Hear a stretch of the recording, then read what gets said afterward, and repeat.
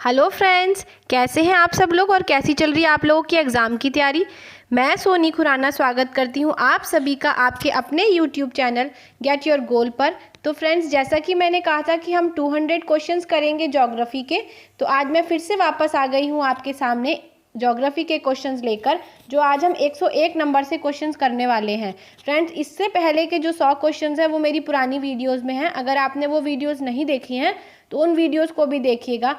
मैं description box में उनके लिंक्स डाल दूंगी, अदरवाइज़ आप मेरी प्लेलिस्ट में से भी उन वीडियोस को चेक कर सकते हैं। फ्रेंड्स, उससे पहले हमने 200 हिस्ट्री के क्वेश्चंस भी किए हैं, वो भी सीरीज़ हमने कंप्लीट की है। वो वाली वीडियोस अगर आपने नहीं देखी तो वो वीडियोस भी आप देखिएगा, ठीक है फ्रेंड्स। इसके बाद हम पॉलिटी की भी सीरीज़ करेंगे।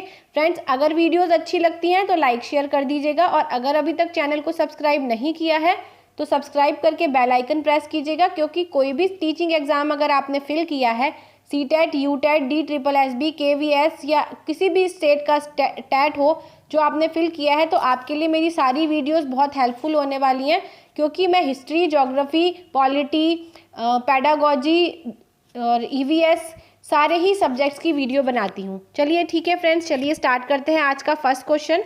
आज का फर्स्ट क्वेश्चन है, भारत में सर्वाधिक पक्की सड़कों वाला राज्य है। फ्रेंड्स, कौन सा ऐसा राज्य है जिसमें सबसे ज़्यादा पक्की सड़कें हैं? उत्तर प्रदेश है, महाराष्ट्र है, पंजाब है या फिर मध्य प्रदेश?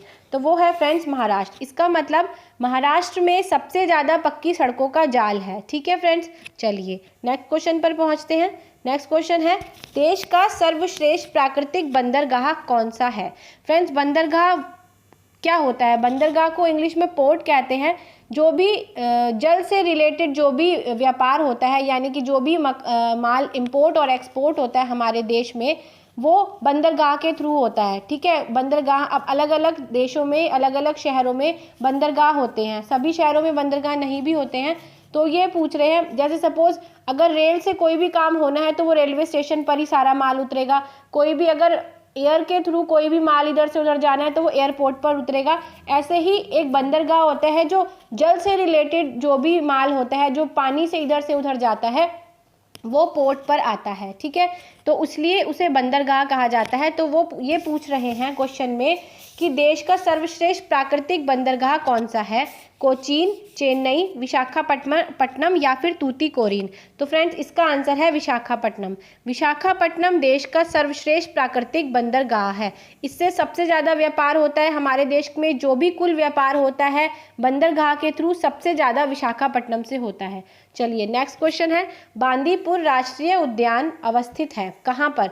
बांदीपुर राष्ट्रीय उद्यान कहाँ पर अवस्थित है? कर्नाटक में, आंध्र प्रदेश में, मध्य प्रदेश में या फिर छत्तीसगढ़ में? तो फ्रेंड्स, इसका आंसर है कर्नाटक। चलिए नेक्स्ट क्वेश्चन पर आते हैं। नेक्स्ट क्वेश्चन है, देश का प्रथम जैव आरक्षित क्षेत्र है कौन सा है? सिमलीपाल, कंचनजंगा, पंचमढ़ी या फिर नीलगिरी? तो फ्रेंड्स, नीलगिरी जो है वो देश का प्रथम जैव आरक्षित क्षेत्र है। चलिए नेक्स्ट क्वेश्चन है, भारत में सूती वस्त्रों की राजधानी किसे कहा जाता है? फ्रेंड्स, सूती वस्त्रों की राजधानी कहा जाता है मुंबई को। एक चीज़ मैं आपको और बता दूं कि अगर ऐसा क्वेश्चन आता है कि कौन सा उद्योग है जिससे सबसे ज़्यादा रोजगार मिलता है, तो वो भी सूती वस्त्र उद्योग है। मतलब सूती वस्त्र उद्योग हमारे देश में सबसे ज़्यादा होता है, और सूती वस्त्र की राजधानी कहा जाता है मुंबई को, क्योंकि सबसे ज़्यादा सूती वस्त्र यहाँ बनाए जाते हैं और सबसे ज़्यादा रोजगार भी सूती वस्त्रों से ही प्राप्त होता है, ठीक है फ्रेंड्स। चलिए नेक्स्ट क्वेश्चन है, निम्न में से कौन सा अभयारण्य शेर के संरक्षण के लिए प्रसिद्ध है? गिर। फ्रेंड्स, गिर अभयारण्य है जो कि शेर के संरक्षण के लिए प्रसिद्ध है। चलिए नेक्स्ट क्वेश्चन है, भारत का पिट्सबर्ग किस शहर को कहा जाता है? जमशेदपुर, राउरकेला, बोकारो या फिर श्रीसेलम? फ्रेंड्स, ये NCERT का क्वेश्चन है। आप 8th क्लास की NCERT उठा के देखेंगे, उसमें ये चैप्टर है कि भारत का पिट्सबर्ग किसे कहा जाता है। तो भारत का पिट्सबर्ग कहा जाता है जमशेदपुर को। चलिए नेक्स्ट क्वेश्चन है, भारत का ड्रेटाइट कौन है? यानी कि भारत का ड्रेटाइट के नाम से विख्यात शहर है। कौन सा शहर है जो भारत के ड्रेटाइट के नाम से विख्यात है? तो वो है पीथमपुर, ठीक है फ्रेंड्स। पीथमपुर है जो भारत के ड्रेटाइट के नाम से विख्यात है, ठीक है फ्रेंड्स। चलिए नेक्स्ट क्वेश्चन पर चलते हैं। नेक्स्ट क्वेश्चन है 109 नंबर का क्वेश्चन, बिहार का शोक के नाम से कुख्यात नदी है। देखिए कुख्यात एक होता है विख्यात और एक होता है कुख्यात। कुख्यात मतलब बुरा नाम है उसका, मतलब बुरा मानते हैं। तो बिहार का शोक कौन सी नदी को कहा जाता है? कमला बलान, कोसी, दामोदर या फिर बागमती। तो फ्रेंड्स कोसी को बिहार का शोक कहा जाता है, बिहार में ही बहती है और इसे बिहार का शोक कहा जाता है, कोसी नदी को। चलिए नेक्स्ट क्वेश्चन है, स्वांगला जहाँ कहाँ की जनजाति है? हिमाचल प्रदेश, पंजाब, कर्नाटक या फिर आंध्र प्रदेश। तो फ्रेंड्स हिमाचल प्रदेश, स्वांगला जो है वो हिमाचल प्रदेश की जनजाति है। जो हिमाचल प्रदेश में स्वांगला नाम के लोग रहते हैं, एक जनजाति है जिसे स्वांगला कहते हैं और वो कहाँ रहते हैं? हिमाचल प्रदेश में। दिसपुर किस राज्य की राजधानी है? ठीक है फ्रेंड्स, दिसपुर किस राज्य की राजधानी है? मिजोरम, सिक्किम, अरुणाचल प्रदेश या असम। तो असम बोलते हैं इसे, असम की राजधानी है दिसपुर। ठीक है फ्रेंड्स, नेक्स्ट क्वेश्चन है, निम्न में से कौन सी नदी डेल्टा नहीं बनाती है? ठीक है फ्रेंड्स, कौन सी नदी है जो डेल्टा नहीं बनाती है? तो वह है नर्मदा और ताप्ती। ताप्ती का नाम यहाँ नहीं है, पर आपको याद रखिएगा कि नर्मदा और ताप्ती ये दोनों ही नदियाँ ऐसी हैं जो डेल्टा नहीं बनाती हैं। और दूसरी बात, इन दोनों नदियों में एक अलग बात यह भी है कि यह पूर्व से निकलती हैं और पश्चिम की तरफ बहती हैं। ठीक है, ये पश्चिम की तरफ बहने वाली नदियां हैं, बाकी सारी नदियां हैं जो दूसरी तरफ बहती हैं, पर नर्मदा और ताप्ती दो नदियां हैं जो पश्चिम की तरफ बहती हैं, पश्चिम की तरफ बहने वाली नदियां हैं और अरब सागर में गिरती हैं। ठीक है फ्रेंड्स, कई बार क्वेश्चन ये भी पूछा जाता है कि कौन सी नदियां हैं जो पश्चिम की तरफ बहती हैं या फिर अरब सागर में गिरती हैं। तो वो कौन सी नदियां हैं? नर्मदा और ताप्ती। और एक क्वेश्चन ये भी होगा कि कौन सी नदी है जो डेल्टा नहीं बनाती है? तो वो है नर्मदा और ताप्ती। यहाँ पर नर्मदा नाम दिया हुआ है, इसलिए नर्मदा आंसर इसका ठीक होगा। चलिए नेक्स्ट क्वेश्चन पर पहुंचते हैं, भारत की सबसे बड़ी कृत्रिम झील है, कौन सी है? वुलर, चिल्का, सांभर, गोविंद वल्लभ पंत सागर। फ्रेंड्स गोविंद वल्लभ पंत सागर है जो भारत की सबसे बड़ी और कृत्रिम झील है। ठीक है, चलिए नेक्स्ट क्वेश्चन है, भारत की सबसे बड़ी झील कौन सी है? भारत की सबसे बड़ी झील कौन सी है? भारत की सबसे बड़ी झील ये पूछ रहे हैं, वुलर है, चिल्का है, पुलिकत है या फिर कोल्लेरू है। तो भारत की सबसे बड़ी झील है चिल्का झील और ये कहाँ पर है? ये ओडिशा में है। आप याद रखेंगे, ऐसे याद रख सकते हैं, ओडिशा में हमने छिलका फेंक दिया किसी भी चीज़ का, जैसे सपोज केला खाया और हमने छिलका फेंक दिया, ची की जगह छी कर लेना, छिलका फेंक दिया हमने ओडिशा में। और एक बात और, ये खारे पानी की झील है। ठीक है, भारत की सबसे बड़ी खारे पानी की झील है ये, जिसका नाम है चिल्का और जो ओडिशा में स्थित है। चलिए नेक्स्ट क्वेश्चन है, भारत की सबसे लंबी नहर कौन सी है? बेतवा, इंदिरा गांधी, सरहिंद या फिर पुलकित। तो फिर फ्रेंड्स इंदिरा गांधी भारत की सबसे लंबी नहर है।